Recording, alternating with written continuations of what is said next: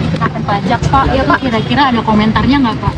Yang pencairan uang JHT, jaminan hari tua, itu kan dikenakan pajak kabarnya, Pak. Mungkin ada komentar itu dikenakan pajak, Pak. Ya, Pak, kira-kira ada komentarnya nggak, Pak? Yang pencairan uang JHT, jaminan hari tua, itu kan dikenakan pajak kabarnya, Pak. Mungkin ada komentar, Pak, soal itu? Nanti saya cek lagi dengan di Jermannya juga. Oh, sejauh ini belum ada koordinasi juga berarti. Hati-hati ya, Mas Mbak, izin. Hati-hati. HP-nya hati-hati. Terima kasih, Pak. Ada hari Davidson dong. Kalau ada hari Davidson saya mau tebus, Pak. Saya nggak punya motor, tapi nggak boleh beli sama istri, cuma cinta-cinta aja itu, Pak. Bagi negara, keadilan tidak berhenti pada putusan. Keadilan harus hadir dalam pemulihan hak negara, hak korban, dan hak rakyat. Pemulihan aset adalah penegakan hukum yang utuh. Negara tidak hanya menindak, tapi juga memulihkan. Acara ini menunjukkan bahwa negara bekerja dan tidak membiarkan hak rakyat hilang. Sikap Kementerian Keuangan jelas. Setiap rupiah yang kembali harus dikelola secara tertib, transparan, dan bertanggung jawab. Termasuk tadi Pak Jaksa Agung, sebagian harus dikembalikan untuk pemeliharaan aset. Bu Puspa, pantasnya berapa persen dibalikan?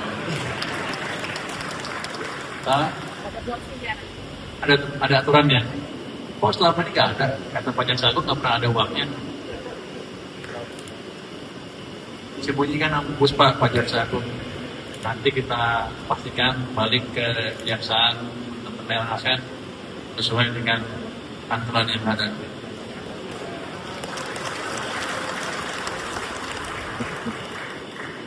%10 cukup? Belum? Lebih lagi? 20? Lebih lagi? Wah, kebanyakan lah. Nanti kita bicarakan. Yang penting harus ada dan harus cukup untuk memelihara aset. Uang dan aset negara harus dicatat, dikelola, serta dipertanggungjawabkan dengan benar. Ketika aset dipulihkan dan dikelola dengan baik, keuangan negara semakin kuat dan pelayanan rakyat membaik.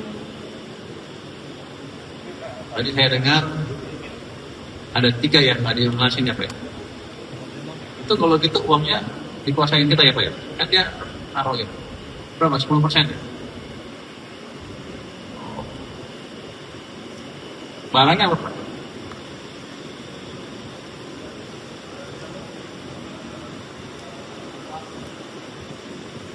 Ada hari Davidson dong. Kalau ada hari Davidson saya mau tebus Pak. Saya nggak punya motor, tapi nggak boleh beli sama istri, cuma cinta-cinta aja itu Pak. Yang saya kaget tadi kasus Edi Tansil yang telah lama menjadi ingatan publik, uangnya masih bisa diperoleh juga ya. Jadi saya pikir prestasi yang luar biasa, karena udah puluhan tahun kan dikejar dulu. Dikejar terus pasti nggak gampang kan Pak. Jadi ini suatu prestasi yang luar biasa. Kasus Edi Tansil mengingatkan bahwa kerugian negara tidak boleh menjadi masalah tanpa penyelesaian. Jadi siapa yang merugikan negara sampai kapanpun ada kita kejar ya Pak ya. Waktu boleh berjalan, tapi hak negara tidak boleh hilang. Selama institusi negara bekerja bersama, aset yang hilang tetap dapat ditelusuri, diamankan, dan dipulihkan. Ibu, Puspa, BPA ini bulan Mei aja. Tahun sekali, 3 tahun, panjang tahun. Panjang tahun ya. Dan kali yang saya dikasih tahu juga ya, saya mau ikutan. Siap Pak. Saya pernah beli lelang Pak, dapat tanah lumayan lah. Kan nih, boleh kan pejabat, boleh nggak Pak? Boleh. Karena yang dapat yang mengajukan. Nggak murah-murah aman kayaknya ya, harganya naikkan ya. Kalau saya lihat itu harganya akhirnya awalnya pembukanya murah, tapi akhirnya tinggi juga. Tapi saya pengen tahu, ya. Siap Pak. Kami informasikan. Sama pejabat lain juga suruh beli kalau ada. Kalau mungkin mereka nggak berani beli ya Pak ya. Udah pada kaya kali ya. Teman saya aja belinya pas-pasan. Pada kesempatan ini saya menyampaikan apresiasi kepada Jaksa dan Pemerintah Indonesia, khususnya Badan Pemeliharaan Aset atas kerja dalam penyusunan, penanganan, dan pemulihan aset. DJKN juga yang mendukung pelayanan aset yang baik, akuntabel, dan memberikan hasil optimal. Juga apresiasi saya kepada perbankan, BUMN, dan seluruh mitra. Ke depan, Kementerian Keuangan akan terus mendukung sinergi BPA, Kejaksaan Agung, dan seluruh mitra dalam penyelamatan keuangan negara. Pemulihan aset adalah wujud bahwa uang negara kembali, penerimaan terjaga, korban memperoleh haknya, dan kepercayaan publik diperkuat. Ke depan, penegakan hukum harus semakin utuh, bukan hanya menghukum pelaku, tetapi memastikan manfaat kembali kepada negara, korban, dan masyarakat. Aset yang kembali adalah kemenangan negara dan rakyat. Semoga kerjasama ini memperkuat keuangan negara, menegakkan keadilan, dan menghadirkan manfaat nyata bagi rakyat serta masa depan Indonesia. Terima kasih. Wassalamualaikum warahmatullahi wabarakatuh. Kami mohon perkenan pimpinan dan anggota Komisi 11 DPR RI untuk dapat memberikan persetujuan terhadap pagu indikatif Kementerian Keuangan tahun anggaran 2027 sebagai berikut. Yang pertama, pagu indikatif Kementerian Keuangan tahun anggaran 2027 diusulkan sebesar 49 triliun 801 miliar 124 juta 984.000 rupiah. Jika dipilih menurut rincian per fungsi adalah sebagai berikut. Fungsi pelayanan umum 45 triliun 519 miliar 962 juta 468.000 rupiah. Pada triwulan pertama tahun 2026, ekonomi Indonesia berhasil tumbuh tinggi mencapai 5,61% dengan inflasi terkendali, neraca perdagangan yang mengalami surplus hingga 72 bulan, dan cadangan devisa yang memadai untuk sekitar 6 bulan impor. Sementara itu, pertumbuhan kredit dan uang beredar tercatat double digit, didorong oleh kuatnya kredit investasi dan likuiditas perekonomian. Aktivitas manufaktur juga menunjukkan kinerja yang ekspansif. Kinerja ekonomi Indonesia juga pada posisi yang lebih baik dalam perspektif global. Jika dibandingkan dengan negara G20 dan beberapa negara lainnya, pertumbuhan ekonomi Indonesia ada di level yang relatif lebih tinggi. Demikian pula dengan kinerja fiskal Indonesia. Sampai akhir Mei 2026, pendapatan negara telah tercapai sebesar 1.185 triliun rupiah dengan defisit yang terkendali. Hal ini menunjukkan stabilitas ekonomi dan keberlanjutan fiskal Indonesia tetap terjaga. Namun demikian, risiko akibat ketidakpastian global tetap diwaspadai dan dicermati. Di tengah gejolak global yang masih sangat dinamis, Kementerian Keuangan berperan strategis dalam memitigasi ketidakpastian dengan mengoptimalkan APBN sebagai shock absorber dan agent of development dengan tetap menjaga fiscal sustainability. Hal ini ditempuh melalui berbagai kebijakan untuk melindungi daya beli, menjaga stabilitas, dan memelihara momentum pertumbuhan ekonomi. Kuatnya fundamental ekonomi domestik dan didukung kebijakan yang semakin solid menjadi landasan yang kokoh untuk menyongsong dinamika tahun 2027. Pimpinan dan anggota Komisi 11 yang terhormat, Kementerian Keuangan terus menjaga kinerja fiskal untuk mendorong ekonomi tumbuh lebih tinggi melalui berbagai langkah strategis dalam rangka pencapaian optimalisasi pendapatan, belanja berkualitas, dan pembiayaan inovatif. Sampai akhir Mei 2026, pendapatan negara telah tercapai sebesar 1.185 triliun rupiah dari target 3.153,6 triliun rupiah, naik 19,1% dari tahun lalu. Ini dicapai antara lain melalui reformasi sistem pajak dan bea cukai, serta penindakan tegas penunggak pajak dan penyelundupan. Belanja negara telah terrealisasi sebesar 1.365,4 triliun rupiah dari target 3.842,7 triliun rupiah, naik 34,4% dari tahun lalu, yang dicapai melalui percepatan belanja, peningkatan pengawasan dan efisiensi belanja, serta mendukung program kerja prioritas nasional, serta diarahkan untuk memberi manfaat bagi masyarakat melalui program pro-growth dan pro-welfare dalam beberapa tahun terakhir. Sementara itu, pembiayaan telah direalisasikan sebesar 379,4 triliun rupiah dari target sebesar 689,1 triliun rupiah dengan melakukan pengendalian defisit dan utang dalam batas aman dan manageable serta memanfaatkan SAL sebagai fiscal buffer untuk antisipasi ketidakpastian dan mendorong pertumbuhan. Pembiayaan dalam negeri menjadi prioritas dalam 3 tahun terakhir ini. Selain itu, tata kelola juga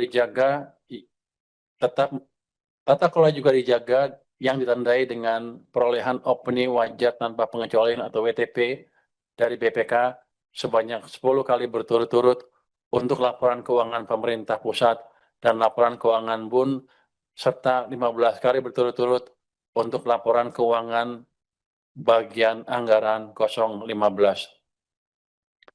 Kinerja organisasi Kementerian Keuangan mencapai 110,3, meningkat dari tahun sebelumnya sebesar 108,4, dan indeks kepuasan pengguna layanan Kemenkyu juga meningkat dari tahun 2024 sebesar 4,46 menjadi 4,7 skala 5 pada tahun 2025.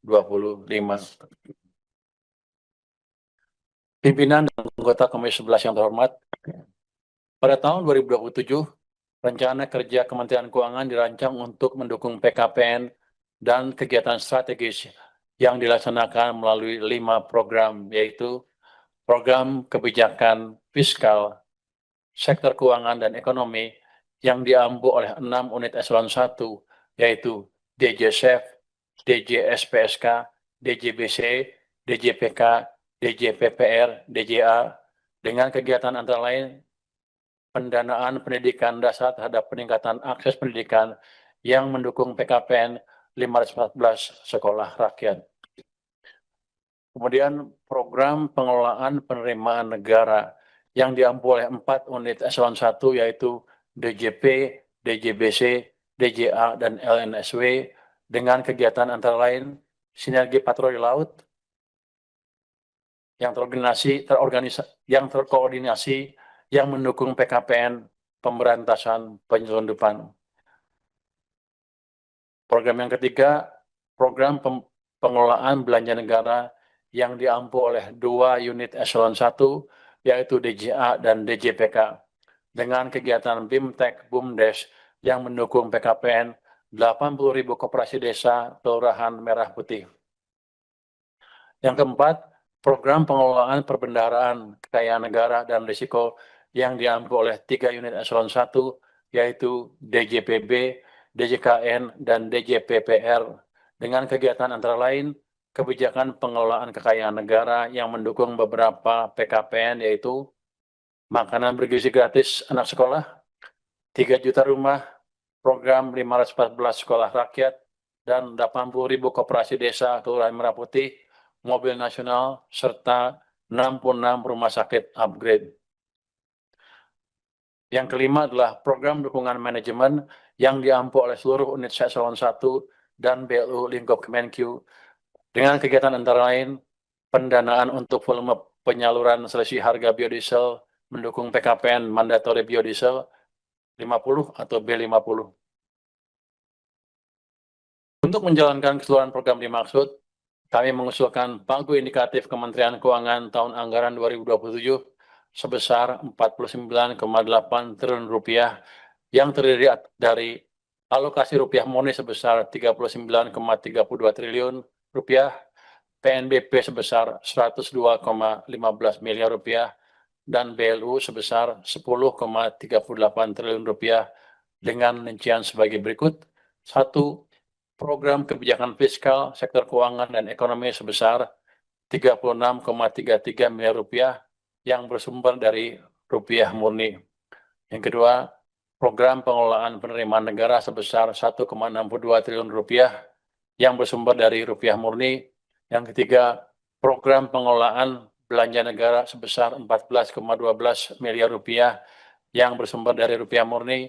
Yang keempat, program pengelolaan perbendaharaan, kekayaan negara, dan risiko sebesar 194,68 miliar rupiah yang bersumber dari rupiah murni sebesar 93,63 miliar rupiah dan PNBP sebesar 101,04 miliar rupiah. Dan yang terakhir adalah program dukungan manajemen sebesar 47,93 triliun rupiah yang bersumber dari rupiah murni sebesar 37,55 triliun rupiah, PNBP sebesar 1,1 miliar rupiah, dan BLU sebesar 10,37 triliun rupiah. Secara tren, pagu yang diusulkan ini sama dengan pagu tahun anggaran 2026 setelah dikurangi efisiensi. Hal ini sejalan dengan kebijakan nasional terkait efisiensi anggaran dan penajaman belanja, di mana kementerian lembaga perlu mengoptimalkan sumber daya dan anggaran yang ada di tengah kebutuhan yang semakin meningkat, terutama untuk mendukung program kerja prioritas nasional.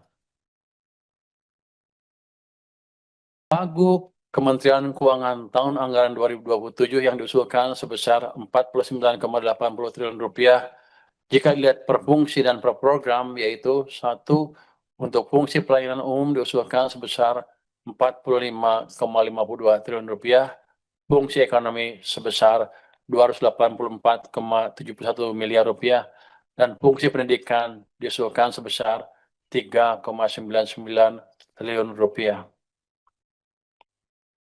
Pimpinan dan anggota Komisi 11 DPR RI yang terhormat, sebagai penutup, kami mohon perkenan pimpinan dan anggota Komisi 11 DPR RI untuk dapat memberikan persetujuan terhadap pagu indikatif Kementerian Keuangan tahun anggaran 2027 sebagai berikut. Yang pertama, pagu indikatif Kementerian Keuangan tahun anggaran 2027 diusulkan sebesar 49 triliun 801 miliar 124 juta 984.000 rupiah. Jika dipilih menurut rincian per fungsi adalah sebagai berikut. Fungsi pelayanan umum 45 triliun 519 miliar 962 juta 468.000 rupiah. Fungsi ekonomi sebesar 284 miliar 711 juta 512.000 rupiah.